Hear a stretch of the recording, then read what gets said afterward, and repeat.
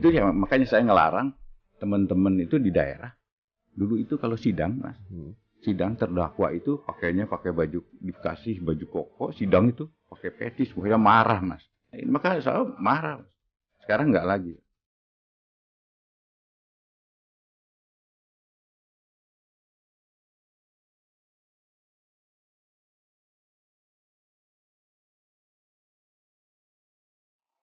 Pemirsa, kita kemudian hadirkan juga informasi masuk ke tema utama kita pada malam hari ini. Mungkin kalau tadi Andromeda sudah sempat bilang, mungkin pemirsa juga sempat melihat pada saat persidangan, mungkin beberapa kali ada terdakwa yang sebelumnya tidak mengenakan hijab atau kemudian tidak nampak mengenakan pakaian-pakaian yang agamis.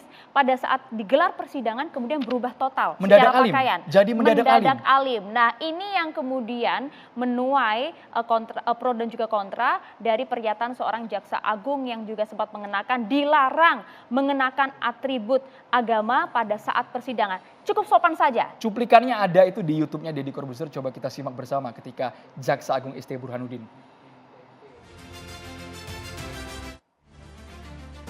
Itu ya makanya saya ngelarang teman-teman itu di daerah. Dulu itu kalau sidang, Mas, sidang terdakwa itu pakainya pakai baju, dikasih baju koko, sidang itu pakai petis, pokoknya marah, Mas. Saya marah, Mas. Sekarang nggak lagi. Kami sendiri sebagai jurnalis yang kadang hadir di ruang persidangan juga bingung, Pak. Ini kok tiba-tiba berubah drastis.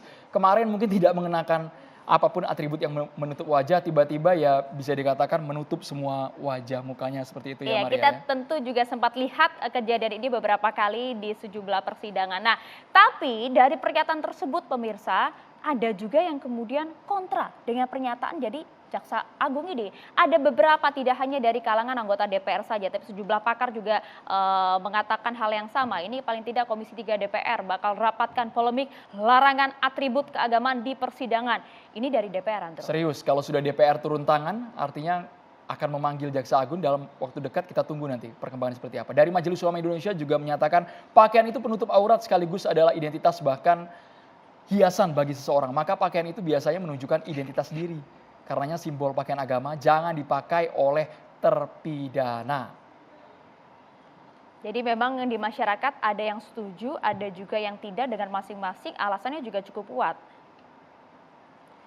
Nah, kalau ini pemirsa, ini adalah pernyataan dari pakar hukum pidana Abdul Fikar Hajar yang kemudian menyatakan Jaksa Agung kurang kerjaan katanya urus pakaian terdakwa di sidang ini. Abdul Fikar yang menyatakan, ya bukan kita ya. Nanti kita minta klarifikasi langsung dari pakar hukum pidana Abdul Fikar Hajar. Langsung kita masuk ke tema, Maria. Kita sudah mengundang sejumlah narasumber dengan statementnya masing-masing. Kita ingin tahu sudut pandang lebih jelas mengenai terdakwa dilarang mendadak agamis. Apakah setuju dengan yang dikatakan oleh Jaksa Agung? Nah, kita perkenalkan terlebih dahulu ada Muhammad Khairul Anam, Komisioner Komnas HAM RI. Selamat malam. Assalamualaikum. Selamat malam. Assalamualaikum. Waalaikumsalam. Ada juga Bang Egy Sujada, Ketum Tim Pembela Ulama dan juga Aktivitas. Waalaikumsalam warahmatullahi wabarakatuh.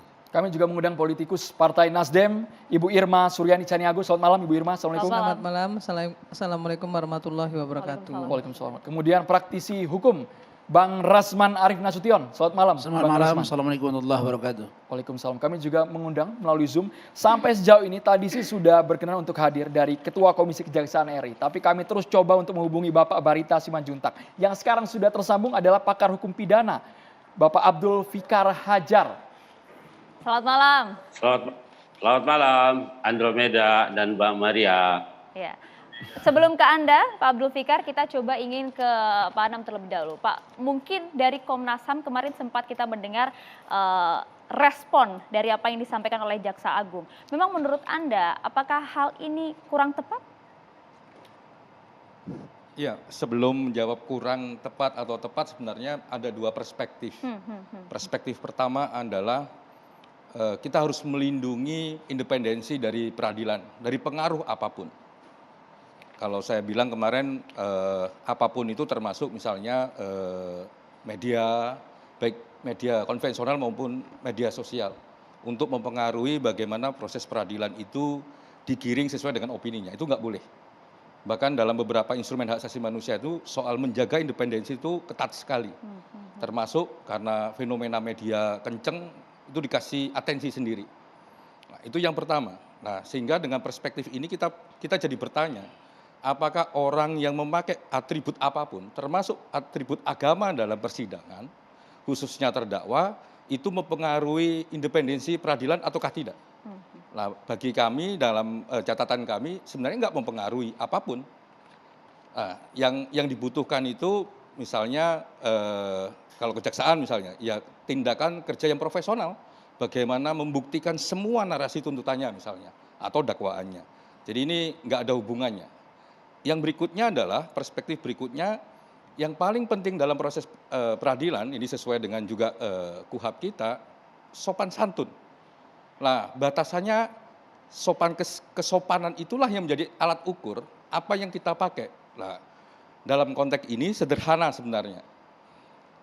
Yang kesopanan artinya begini, semua orang diberi kebebasan untuk mengekspresikan dirinya dalam proses persidangan.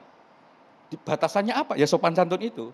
Nah, apakah dia menggunakan atribut keagamaan, menggunakan atribut adat atau atribut apapun sebenarnya nggak apa-apa, asalkan memang sopan dan santun. Nah itu dua batasan itu yang menurut kami penting.